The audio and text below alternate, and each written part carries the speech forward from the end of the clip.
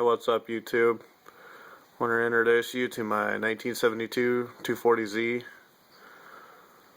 LS1 T56. He's a beaut. Been on the road now for about 5 months. Starting to do some cleaning up as far as aesthetics. We got a nice air dam for it. I shaved down the bumper, took off the rubber, and cleaned that up. I'm going to weld those holes in and have the bumper re-chromed, but that can wait. The chrome's actually pretty decent, so not going to worry about that. I did get some clear turn signal lenses, and I just got my clear side markers today. Got those on. I think it's looking pretty good. A little history on the car. It was in a storage facility, and that facility could not contact the owners. They pretty much forgot about the car, so they hired a tow company to come out and tow it away, and the tow company ended up putting it on Craigslist. I decided to go big and bad with it. A lot of people say, oh, it's one of those swaps, you know, hey, it gave me all the power I need, and it was drop-in, literally. Everything was bolt-in. I had to do very little modification. The biggest deal was the fuel tank that I'll show you later. That was the most modification I had to do on this thing to get it running. And I'll save the good part for last. That would be the motor bay. Show you the interior a little bit. I got some nice ultralights, auto meters in there. Across the board. Work great. No issues with them at all. Interior in this car is pretty good. It's dirty right now, but forgive me for that. Got some nice, never heard of the brand, but I believe it's D&D seats. Pretty good condition. Very comfortable. Had no problems with them. Interior is actually not that bad. I got one little rip up top, but hey, deal with it. Hatch area is really nice. Of course, it would be locked. I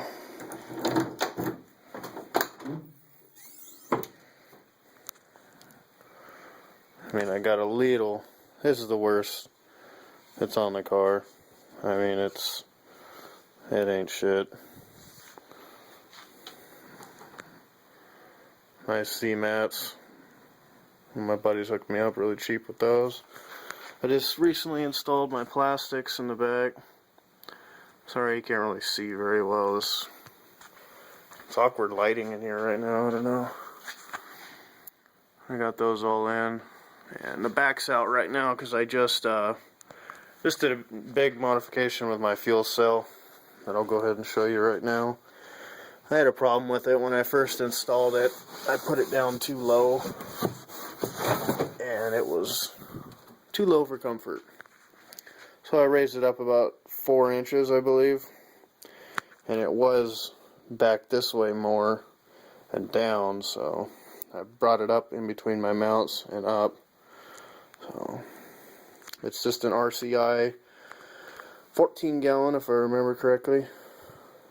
All Russell fittings. It's the vent you can see on top there, and the sending unit. And believe it or not, these 240s, they're wired in for a fuel pump. If you look closely on your 240, if you have one, these wires that go back to your sending unit, that green wire and this black one, they're just hanging out back here, plugged off. And these are your original sending wires right here. So that made that easy. I mean, I didn't have to run anything down the chassis up front. That was already done for me, and I haven't had any problems with it since. So these wires running down right here, they go to the fuel pump. I just had a Walbro put in.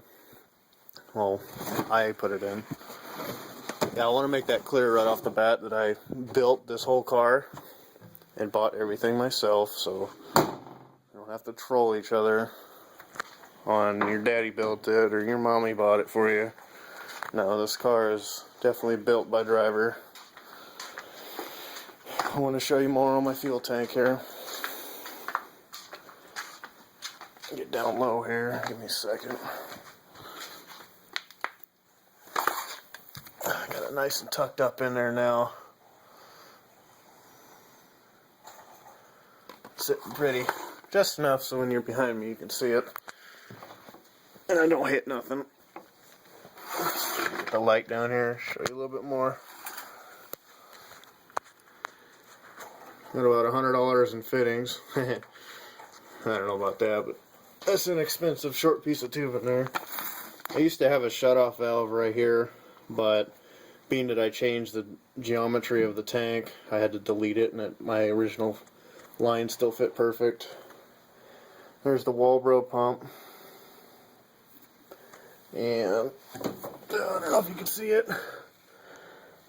Right there is the fuel filter / regulator. It's a common part.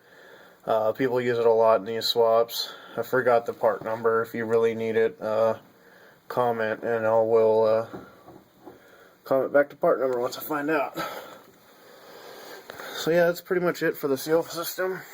It's ran through the cab, not through the tranny tunnel.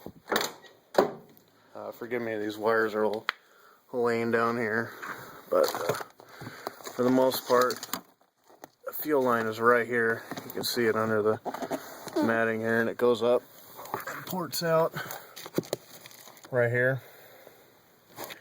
And yeah, I still got to get this finger bang hole fixed here. That's where all my computer stuff is. It looks like hell right now because I had a problem with my speedometer wasn't reading right, so I was doing a lot of testing and stuff.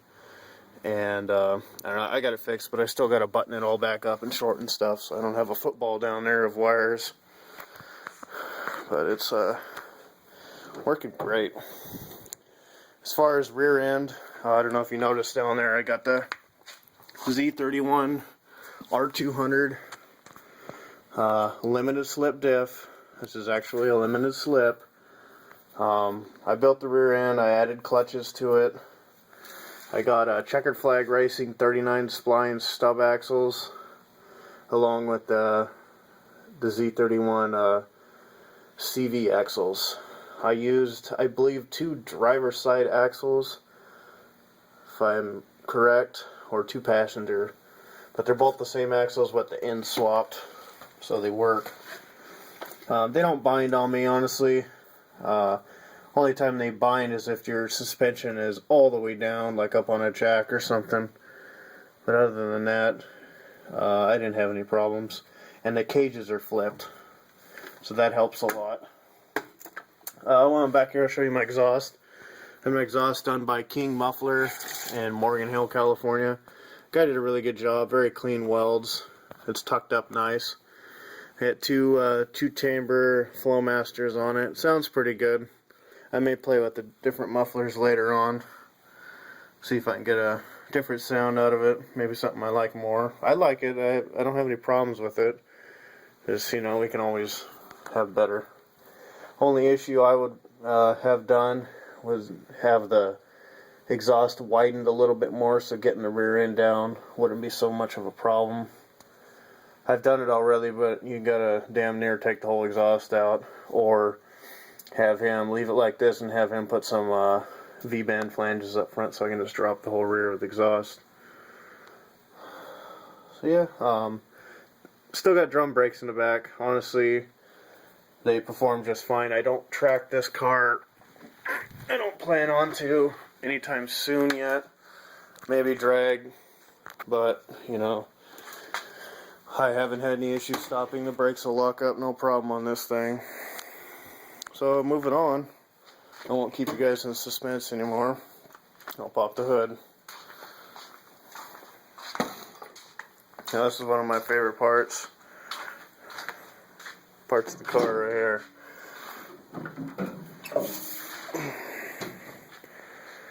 That, my friends, is a 5.7 liter LS1 out of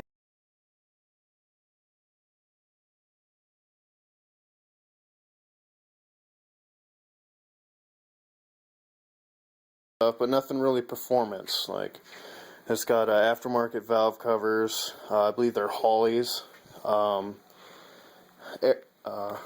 Aeromotive, I believe, or Trick Flow. I think they're the same company. I'm not sure. Fuel rails,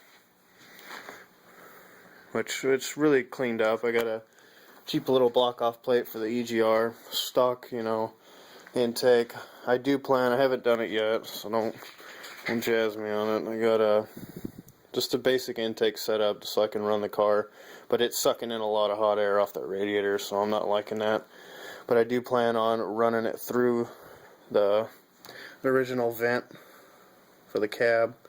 I just got to port that out a little bit and run my tubing through it. I got all the tubing, just lazy, haven't put it in yet. So leave me alone. It's got Sanderson shorty headers from JTR, jagsthatrun.com. They'll sell you the headers. I've bought them regular mild steel ones, and I had them coated by Jet Hot. Really good company. Lifetime warranty on the coatings. So yeah, just shorties. I'm not looking for every little inch of power that I can get out of this thing, so they're just fine. And believe me, this thing is fast enough for now. Got a nice little aftermarket oil stick on there. I picked these hoses out from the back for the heater core, for the back of going to like an auto parts store and just thumbing through what they had there. They're pretty much this 90-degree 5/8 hose. They're really long and had one 90-degree bend in them, so I custom installed them here. I kind of wanted to get another one so I can delete this ugly little union we got here, but for the most part I try to go as clean as possible. See, this is where my dash 6 fuel line comes in, feeds the rails, goes through, boom boom, and it's plugged on that side. There's no return on that side. What fuel pressure is coming up here is what I need. It's not regulated. Everything is regulated in the back off of that fuel filter, which is kind of a win-win. I don't have to spend another $100, another $50 on fittings to run a regulator and hose and all that mess. It's really nice. Nice little battery, nothing special. Got a couple circuit breakers up here. One's for the ignition system, another one's for my fans. And all the wiring's ran down in there. It's kind of sloppy, a little bit of a mess. I'd like to get it more clean, but hey, what can you do? These are my fan relays. I got some nice ones that I actually got from a scrap metal place. People go in there and turn in wire and stuff, and they had a nice, it's like a relay block. Very, very good wiring on it. A lot more better than the way I got it. And the wires are just connected with spades. I don't like that, so that's another upgrade I got going. Got a Champion radiator and fan combo that I got off eBay. It was like $400 out the door. Both fans and the radiator and the shroud that the fans bolt to, altogether about $400. Direct bolt in for the Datsun. Didn't have any problems with the top hose. I just obviously had to get my vent thing in there for the vent for the heads. If you know about LS1s, you know about that stupid vent line, which is very important. But the bottom hose was kind of tricky, but I got hooked up. A buddy gave me this hose. I believe it's 1.5 inches to 1.25 inches. And I believe the stock Datsun bottom hose is 1.25 inches. And this hose goes from 1.5 inches to 1.25 inches. And I just had to cut it and kind of shorten it up, make it fit. Works great. Haven't had one leak on it yet. So that's all was that. The radiator, very good radiator. Had no overheat issues at all. It cools really good. I don't even think my secondary fan is kicked on yet. Unless I'm, really beating on it, then it might kick on. But haven't had any issues with that. As far as clutch system, I got a Willwood 7/8 installed. It's got the hydraulic throwout bearing, T56 obviously. Braided steel lines all the way down, new throwout bearing, new stock clutch, nothing special. I wasn't going too crazy.